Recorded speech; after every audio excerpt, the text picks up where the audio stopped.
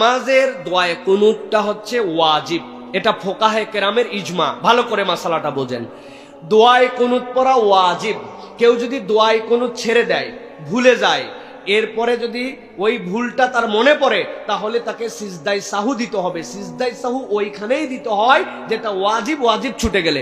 তার মানে দোয়ায়ে কুনুত পড়া ওয়াজিব। কিন্তু একজন ব্যক্তি দোয়ায়ে কুনুত জানে না, ইমাম নববীর কাছে এটা জিজ্ঞাসা করা হয়েছে, তিনি হাদিসের আলোকে বলেছেন দোয়ায়ে কুনুত পড়া ওয়াজিব, তবে দোয়ায়ে কুনুতের জন্য নির্ধারিত কোনো ওয়াজিব দোয়া নাই। বুঝাতে পারছি? দোয়ায়ে কুনুতের দোয়াটা ওয়াজিব, কিন্তু নির্ধারিত দোয়া ওয়াজিব না।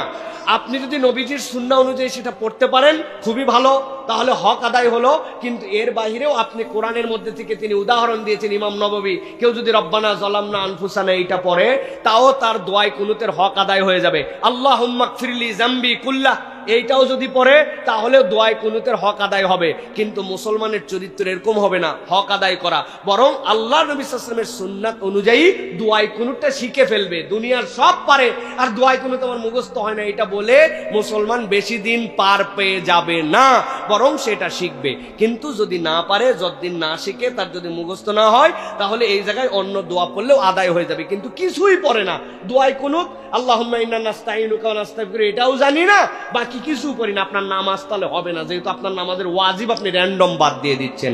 এই জন্য কিছু না কিছু ওখানে পড়তে হবে আর শিখে নিতে হবে। আল্লাহ আমাদেরকে বোঝার তৌফিক দান করেন।